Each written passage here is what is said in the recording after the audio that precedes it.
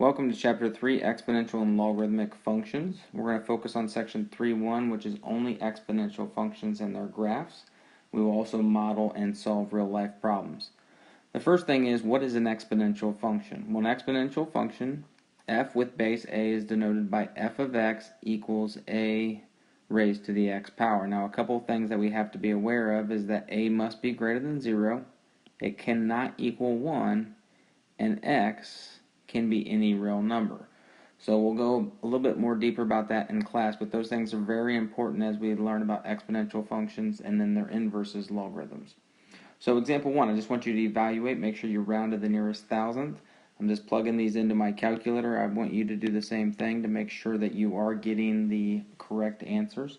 So 3 raised to the square root of 2, rounded to the nearest thousandth, which is 3 places, is 4.72, and then it's 8, so then it'd be 729. So on your calculator, you'll see 4.7288, so that's why it gets rounded up to 4.729. 5 raised to the negative pi. On your calculator, you'll see 0.0063, so this one will be 0.006. And then 9 raised to the 2/3, once again on your calculator, you will see 4.3267. And so that rounds to 4.327. So on those, you're just literally plugging them into the calculator and evaluating them. The next example I want to look at is I want to graph an exponential function. We're going to start with base 2. So this is going to be our parent function for base 2. F of x equals 2 raised to the x power. So when we start this, we start with a t-chart to get an idea of what the parent function is going to look like so that we can use transformations from there on. So if we just plug in, we'll plug in a couple negative numbers all the way up to 3. 2 to the negative 2 is 1/4. 2 to the negative 1 is 1/2, 2 to the 0 is 1, 2 to the first is 2, 2 to the second, 2 to the third, and so on. And so when we plot these values, negative 2, 1/4, obviously difficult to plot, negative 1, 1/2, a little bit better, 0, 1, 1, 2, 2, 4, and then 3, 8. So as the x value becomes closer and closer, or goes towards infinity, as it gets smaller and smaller, it gets closer and closer to the y value of 0. So we want to indicate that on the graph, that it does keep going along that x-axis there. And so if we look at what the domain is, you can plug in any value you want, so your domain will be all real numbers. Your range, since it doesn't quite make it to 0, it'll get closer and closer to 0. Its range will be from 0 to infinity, which means all values greater than 0. Your y-intercept, you can see that it crosses at the y-intercept at 0, 1. Your horizontal asymptote will be at y equals 0. So as x goes to negative infinity, y goes to 0. And then it's increasing the entire function. So as you work from left to right, the y value is getting larger and larger. So it's increasing all the way from negative infinity to infinity, which is all real numbers. Now, when we go to look at any other graph with a base of 2, we can use our transformations that we learned. So for example 2b, f of x equals 2 raised to the negative x. Remember, that negative is changing the x value. So if it's changing the x value, then you're reflecting over the y-axis. So this is a reflection over the y-axis. And so when we do that, once again, we can do a couple things here. We can plot our parent function, which we just did a second ago. Okay, so those same points. And since it's negative x and it reflects over the y-axis, then we can take each of these points and just reflect them. So this point at 3, 8 becomes negative 3, 8. The point at 2, 4 becomes negative 2, 4. And the point 1, 2 becomes negative 1, 2. 0, 1 will stay the same.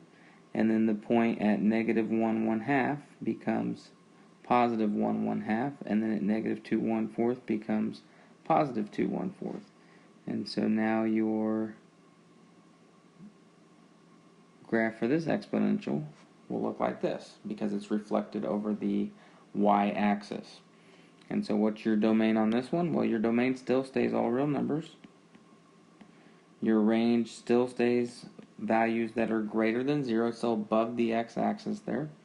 Your y-intercept stays at 0, 1. Your horizontal asymptote is still at y equals 0. It's just now as x goes to infinity, it approaches 0. And then this one is decreasing, not increasing, but it's decreasing from left to right. The y values are getting smaller and smaller for all real numbers, so from negative infinity to infinity. So when you guys are graphing exponential functions, use your parent function, which in this case is f of x equals 2 raised to the x power. Use your parent function to graph the rest of them. So example 3 here, I want you to go ahead and graph these two on your own and then unpause the video and see if you got them correct. So go ahead and pause and try example 3a and 3b. Alright, so example 3a, you are doing a vertical shift up 1 unit. So you can see my red points, that was my parent function. And it just took all those points and shifted them up 1 unit. So that created f of x equals 2 raised to the x plus 1. 3b was a little bit more complex. There was 3 things going on. We have a vertical shift up 3. We have the horizontal shift right 1. Remember when it changes the x, it's moving left and right. And then a reflection over the x-axis. And the reflection over the x-axis is because the negative is with the function, or the y value, so the y changes, which means it reflects over the x-axis. So you can see that I kind of shifted my line up 3 units. But we also needed a shift right and a reflection. So I have my red points once again as my parent function. And what I did is if I take this point right here, I reflected it over the x-axis, which would have put it right here, and then I shifted it up 3 units, 1, 2, 3, and to the right 1. And so then I did that with all the points. So I would have taken this point right here at 2, 4, reflected it over here at 2, negative 4, shifted up 3 over 1. So that's what I did with each of those points to create that function f of x equals 3 minus 2 raised to the x minus 1 with those 3 different transformations that were occurring. So one of the things that we're going to talk about is called the natural base, and it's e. And if you look on your calculator right below the log button on the LN button, it'll say e. E is an irrational number, and you're going to look at this and be like, what in the world is going on? These are some things that we will talk about. Maybe you've seen a summation before or a factorial before, but really in the end, it doesn't really right now matter what is occurring here, but I wanted to show you anyways. So e is this irrational number that you keep adding these ratios over and over, and you'll get 2.71828, and it'll keep going on forever. So that natural base is going to be something that we can use as a base of an exponent. And then when we talk about logarithms, we'll pull that in as well. So I want to show you that so then we can actually graph the natural base e. So e raised to the x power. So we'll do the same thing. This will be x, this will be f of x, and it's still exponential, so we can still expect to see the same thing. We'll plug in -2, -1, 0, 1, 2, and 3 again. And on your calculator, you're just going to press second ln, because you'll see e raised to the x power on your calculator. And so when you do e to the -2, you get approximately 0.4, e to the -1. Oh, messed up there. That's e to the -1 is 0.4. E to the -2, I'll have to go back and fix that one. E to the 0 is 1. E to the 1 is 2.7. E to the 2 is 7.4. E to the 3 is 20.1. So that one's going to be off the graph. And then e to the -2 is approximately 0.1. So we got some small values there. So we'll graph the same thing. -2, very difficult to graph. -1, we can kind of get that on there. 0 is still at 1. 1 is at 2.7. So these are just approximating. And then 2 is at 7.4. And then 3 is at 20 something. So we still have that exponential function. It's just with a different base. And this is called the natural base. So we'll continue to learn about more and more about what that natural base is and how we're going to apply it and use it. All right, so some common formulas that deal with the natural base E, or at least one of them, is compound interest. So compounding continuously, A is equal to PE raised to the RT, and so there's that E, that irrational value. If it's compounded any other time, the formula seems to get a little bit more complex, where you have A is equal to P, which is still the principal, or the original amount, times the quantity 1 plus R divided by N, all raised to the NT. And then below that I have what each of these things are. So A is your account balance, P is your principal, your original amount, R represents your APR in decimals, so that rate, T is time in years, and then N is the number of times compounded per year. So if it's annually, it's just one time. If it's quarterly, it's 4 times. If it's monthly, it's 12 times. So that's what that N represents there. So let's take a look at a couple of applications here dealing with compound interest. Calculate the balance for each account if original investment is $2,000. So I have you doing it two ways. A is continuously, so that's A equals PE raised to the RT, and then B is quarterly, so you're going to be using the other one to figure that out. So press pause, calculate both these values, and we'll compare. So I've calculated the first one continuously, so I got $2,467.36. And then on the quarterly, you're doing it 4 times a year, you get $2,464.66. So if you're doing it continuously, you will make, or invest, if you're investing, you'll make more money in the end. Now this is only 5 years in, so the more you get in, longer time period, the more money you're gonna make and get back. Also, don't forget, this is money, so I don't have to tell you round to the nearest whatever. If it's money, if it's not stated, then you round to the nearest cent. So you can see that I've rounded each of these to the nearest cent as well. All right, let's take a look at another application here. Example 6. Let Y represent a mass of radioactive strontium in grams, whose half-life is 28 years. The quantity of strontium present after T years is given by that equation. What is the initial mass? And that's basically when time is equal to 0. So if we plug that in, we get Y is equal to 20 times 1/2 raised to the 0 divided by 28, which is really just raised to the 0 power. So what is Y equals to 20 times 1/2 raised to the 0? Well, when you raise it to the 0, that's just 1. So Y is equal to 20. So therefore, the initial mass is 20 grams.